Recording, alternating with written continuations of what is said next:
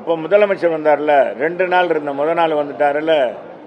நீங்கள் ஊடகங்கள்லாம் போய் ஐயா 22, 23, 24, 25 கோடை வந்துச்சு. அப்போல்லாம் ஏயா 1000 ரூபா கொடுக்கல, இந்த 3 மாதத்துக்கு அட்வான்ஸாக போட்டு கோடை விடுமுறைன்னு ஒரு 2000 ரூபா கொடுக்குறீங்களே, இது என்னங்க புது கான்செப்டாக இருக்குது? இருங்க, நான் சொல்கிறேன் கேளுங்க. நீங்கள் இதை கேட்டீங்களா? யார் முடக்க பார்த்தா? என்னங்க நாங்கள் கேட்கறது நீங்கள் ஒன்று சொல்கிறீங்க, நான் ஒன்று சொல்கிறேன். என்ன நீங்கள் ஊடுசால் ஓட்டுறீங்க? நான் அவர் முடக்க பார்த்தானே, யார் முடக்கிறது? ஒரு அரசு இதெல்லாம் எழுதிட்டா கொடுத்துருவாங்க. நான் கேட்கறதே நீங்கள் கான்செப்டே மறக்கிறீங்க. எந்த வருஷமும் இந்த வருஷம் ஏன்னா 22 கோடை வரலையா, 23 வரலையா, 24 வரலையா, 25 வரலையா? இந்த வருஷம் மட்டுமே எதுவும் மாதிரி இல்லாமல் இந்த மாதிரி இப்போ மட்டும் கொடுக்கறதுக்கு என்ன காரணம் யாராச்சும் கேட்டிங்களா? யாராச்சும் நான்ற நீ மதுரைக்காரன், நாங்கள் ஊடகம்லாம் வீராப்பு மிக்கவங்கன்னு சொல்கிறீங்க. ஏன் முதலமைச்சர்கிட்ட கேட்டால் என்ன செய்ய? எங்கிட்ட மட்டும் இந்த உதவித்தொகையை முதலமைச்சர், அது அம்மாவுடைய பிறந்த நாளில் பெண்களுக்காக வாழ்ந்த ஒரு தலைவர், அரசியல் தலைவர். தமிழ்நாட்டில் தந்தை பெரியார், பேரறிஞர் அண்ணா, புரட்சி கவிஞர் பாரதியார், பாரதிதாசன், புரட்சி தமிழர் எம்ஜிஆர், புரட்சி தலைவர் எம்ஜிஆர், இவர்களுக்கு இவர்களுடைய கனவுகளையெல்லாம் நிறைவேற்றிய புரட்சி தலைவர் அம்மா. அவர் பெண்களுக்கான திட்டங்களை முன்னோடி கொடுத்தார். உங்களுக்கு தெரியும், எல்லாருக்குமே தெரியும். தொட்டில் குழந்தை திட்டத்திலிருந்து ஒரு கருவிலிருந்து கல்லறை செல்ல வரை பெண்களுக்கான திட்டங்களை கொடுத்தார். விலையில் அரிசி கொடுத்தார். அப்படிப்பட்ட தாயினுடைய 78வது பிறந்த நாளில் எங்களுடைய தேர்தல் அறிக்கை வந்திருக்கு. 3வது கட்ட தேர்தல் அறிக்கை வந்திருக்கு. அது குறித்து கேட்கணும். யார்கிட்ட போய் கேட்கணும்? நீங்கள் யார்கிட்ட கேட்கணும்? பொதுச்செயலாளர்கிட்ட கேளுங்க. எங்கள் பொதுச்செயலாளர் விளக்கமாக சொல்லுவார். அதே எங்கள் பொதுச்செயலாளர்கிட்ட கேளுங்க.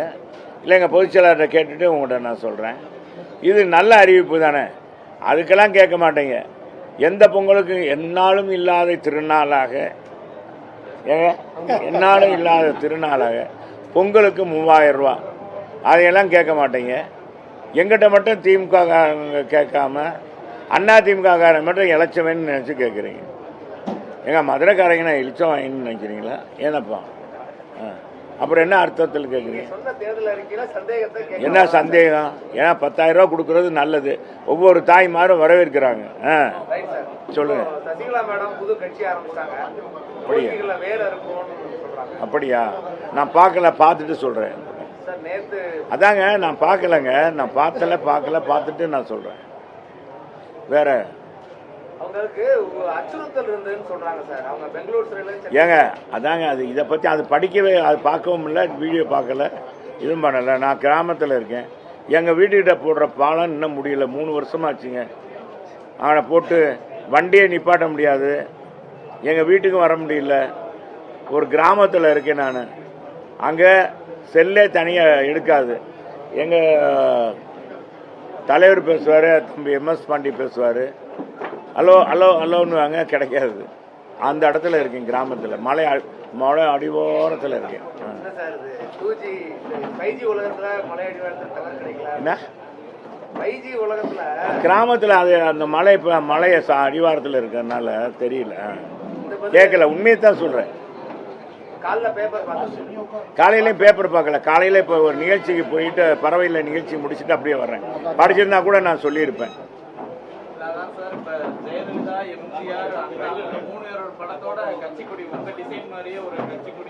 அதாங்க பார்த்துட்டு சொல்கிறேன். நான் பார்த்துட்டு சொல்கிறேன். சொல்லுங்க, மற்றது எது இருக்கா?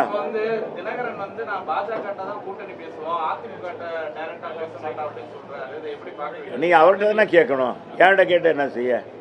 அப்போ என்னன்னு கேட்டா நீங்கள் அவர்கிட்ட தான் கேட்கணும். தெரியல, அது தெரியல. எங்கள் பொதுச்செயலாளர்கிட்ட கேளுங்க, அது விஷயமா கேட்கறதுன்னா.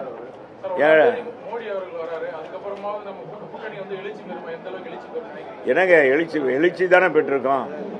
ஏங்க எழுச்சி பெற்றதுனால பாருங்க, சுட்டரிக்கும் வெயிலில் கூட பெண்களும் ஆண்களும் இங்கே பாருங்க, நிர்வாகி பூரா வந்திருக்காங்க. மற்ற நேரம் கூட்டம் போட்டால் அவ்வளோவா வரமாட்டோம், கூவி காலைத்தாலும். இப்போ தகவல் கைபேசியில் சொன்ன உடனே இவ்வளோ பேர் வந்திருக்காங்களே, எழுச்சினாலேயா? எழுச்சி இல்லாமையா வந்திருக்காங்க? இப்போ விடிய ஆட்சியுடைய வீட்டு பிள்ளை சாட்சின்றத அந்த தமிழகத்தில் மதுரையில் ஏகப்பட்ட இடங்களில் போய் எல்லா இடங்களையும் போய் கேட்குறாங்க. அந்த மக்களுக்கே உணருது. இப்போ நாங்கள்லாம் போய் இந்த அண்ணன் கொடுத்த 10 தேர்தல் அறிக்கையும் நேற்று வரைக்கும் நான் அந்த 10 தேர்தல் அறிக்கையும் சொல்லும்போது எப்படிப்பா வரவேற்றாங்க சொல்லுங்க.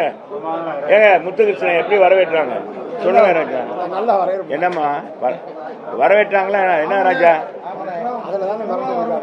பிரமாதமாக வரவேற்கிறாங்க. இப்போ 3வது தேர்தல் அறிக்கையும் வந்திருக்கு, பிரமாதமாக வரவேற்கிறாங்க. மேலும் மேலும் அதிமுகவோட ஓட்டு குறிப்பா சவுத்துல தென் தமிழ்நாட்டுல ஓட்டு வந்து பிளவே படலைங்க. ஐயா நீங்க தெரியாம இன்னும் வந்து நீங்க இதே மாத்த மாட்டீங்க. இந்த ஓட்ட கீரல் மாதிரி முன்னால சொல்லுவாங்க, அது என்னங்க பிளேயர், ரிகார்டு பிளேயர், ஓட்ட ரிகார்டு பிளேயர் மாதிரி பேசுறீங்க. அதாவதுங்க தேர்தல் என்பது ஒரு வித்தியாசமானது. நீங்க தேர்தலை புரிஞ்சுக்கங்க. எங்க புரட்சி தலைவர் அம்மா என்ன சொல்றாங்க, நான் அதை ஏற்கனவே உங்கள்கிட்ட சொல்லியிருக்கேன், இப்பவும் நீங்க கேட்டதுனா சொல்றேன். எந்த தேர்தலிலும்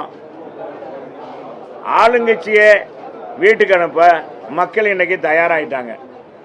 இதுக்கு ஒரே தலைவர் நம்பிக்கை நட்சத்திரம் யார் என்றால் எடப்பாடியார் தான்.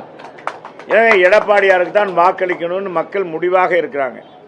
அது இல்லைன்னா நான் சொல்றேன், நீங்க புரிஞ்சுக்கோங்க, தென் மாவட்டங்களில் எல்லா இடங்கள்லையும் இதே எழுச்சி இருக்கு. நீங்க போய் மக்களை கேளுங்க. இதே எழுச்சி மக்கள் வந்து எழுச்சியா இல்லைன்னா எங்க கழக தொண்டர்களே சோர்வாயிருவாங்க. எங்க கழக தொண்டர்கள் வீறு கொண்டு எழுதுறாங்கனால கட்சி வீறு கொண்டு எழுந்துருச்சு.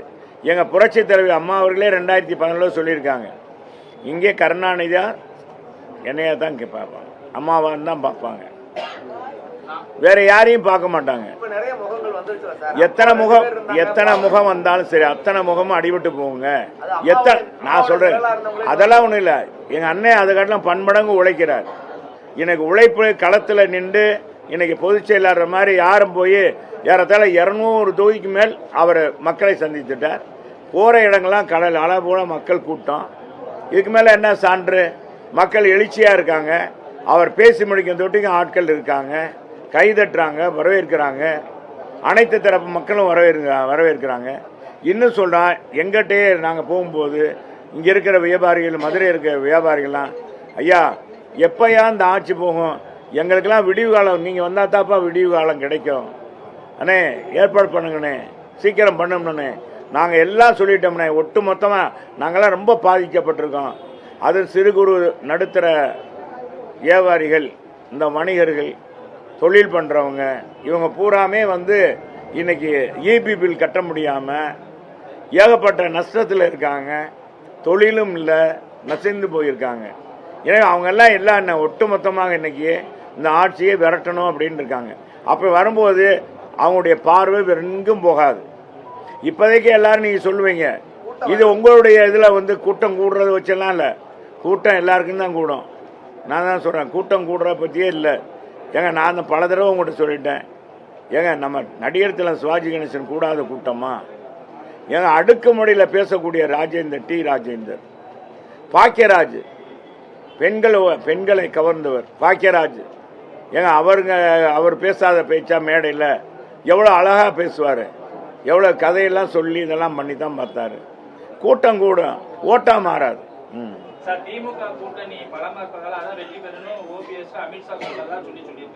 யார் சொன்னா?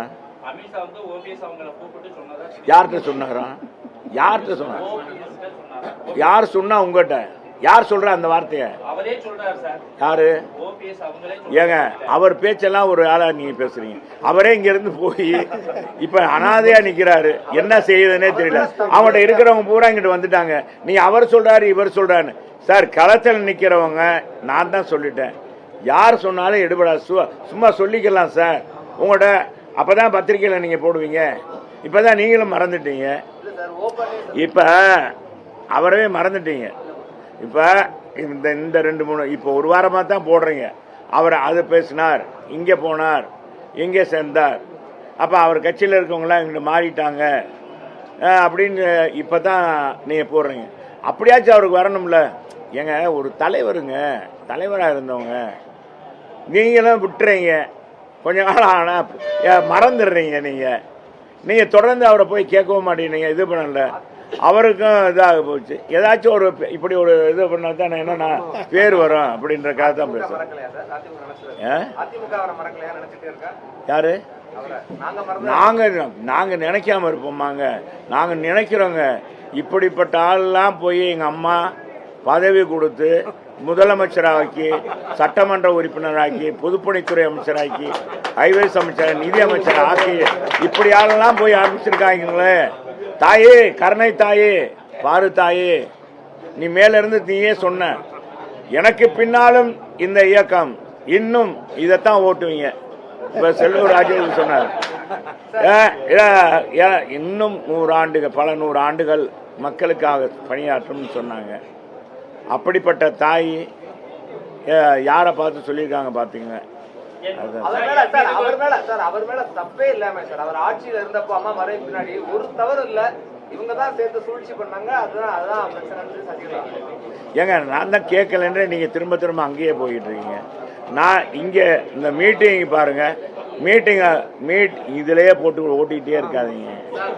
ஓட்டுறதை நீங்க சொல்றீங்க. சிஎம் என்ன சொல்றாருன்னா, எலெக்ஷன் வந்த உடனே சிலர் தமிழ்நாட்டை சுத்திக்கிட்டே இருக்காங்க, வட்டமிட்டு இருக்காங்க.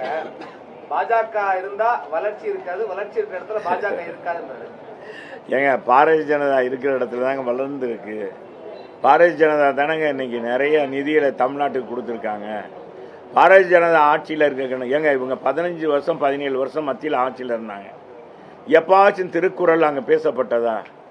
எப்பாச்சும் திருமுறை அங்கே பேசப்பட்டதா? ஏங்க எந்த பிரதமராச்சும் பேசியிருக்காரா? எந்த வெளிநாட்டிலேயாச்சும் ஒரு மோடி எத்தனை பேருக்கு இவங்க இது பண்ணாங்க? வெஞ்சாமரம் பேசினாங்க, அமைச்சரவையில் அங்க வைத்தாங்க. ஏங்க இந்திய எதிர்த்து போராடி இந்திய எழுத்தை அழிச்சதுனாலேயே எத்தனை மாணவர்கள் சுடப்பட்டு இறந்தாங்க. அதே இந்திய எழுத்து வர்றதுக்கு இவங்க மத்தியில் ஆட்சியில் இருக்கும்போது திமுக அமைச்சர் இவர் டிஆர் பாலு என்ன சொன்னார்? வடநாட்டுக்காரவங்க அங்கேருந்து வர்றாங்கன்னா அவங்களுக்கு தெரியணும்ல, தமிழில் இருந்தால் தெரியாதுல்ல, அதுக்காகத்தான் அப்படின்னாரு. அப்படி திமுக நேரத்துக்கு நேரம் மாற்றி பேசுவாங்க. அவங்க எப்பவுமே இதாக இருக்க மாட்டாங்க. இதே மாதிரி திமுக ஆரம்பத்திலேருந்து ஒரே ஸ்டப்பான பாரதிய ஜனதாவோட கூட்டணி இல்லையா? 99 நாங்கள் கலட்டி விட்ட உடனே நாங்கள் கலட்டிட்டு வந்துட்டோம். எங்கள் அம்மா வேணான்ட்டு வந்துட்டாங்க. அப்புறம் இவங்க தான் கூட்டணி வச்சாங்க. அப்புறம் 2004 வந்தாங்க, நிறைய தொகுதி கொடுத்தாங்க. அப்போல்லாம் பாரதிய ஜனதா தீண்டத்தகாத கட்சியே தெரியலையா? 2001 நின்றாங்க. 2001 நிற்கும் போதெல்லாம் கூட்டணி வைக்கும் போதெல்லாம் தெரியலையா?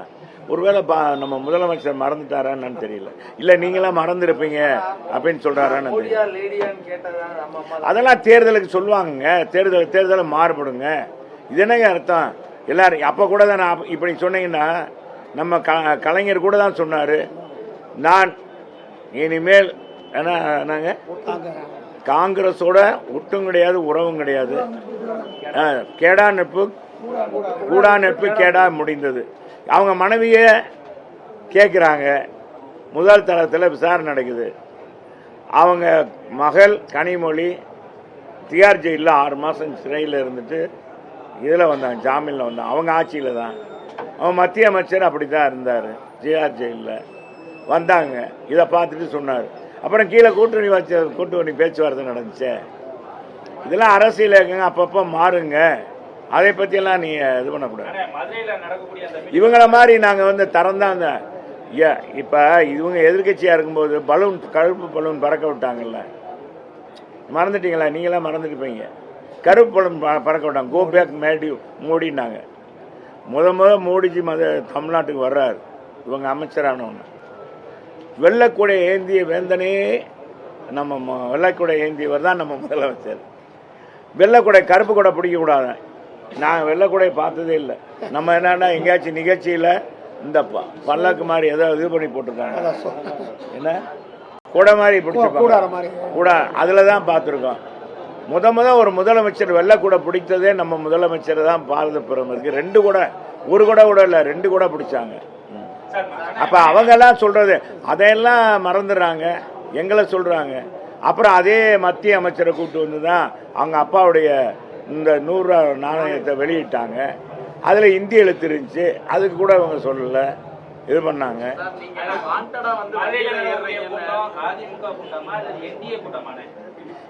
தேசிய ஜனநாயக கூட்டணி கூட்டம்.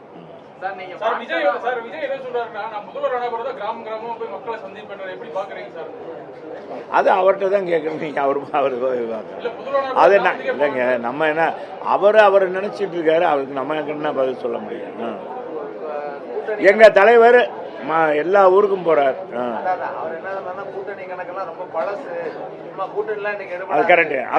அது நாங்களே கூட்டணின்னு இல்லை, பொதுவாக ஒருத்தர் ஏதாச்சும் கிடைக்கலன்னா பார்க்க வேண்டியது ஒரு நரி மாதிரி சொல்லுவாங்கல்ல, சிச்சி இந்த படம் புளிக்கிட்டு போவாங்கல்ல.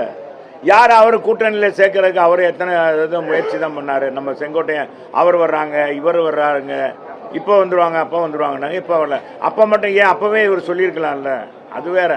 நீங்கள் இதுக்கு தான் நீ விஜய் செல்லூர் ராஜு இந்த மாதிரி சொன்னார் அப்படின்னு அதை தான் சொல்லுவேன். நாங்கள் சொன்னதை விட்டுருவீங்க. கூட்டணியை பற்றி கூட்டத்தை பற்றி பேசுங்க.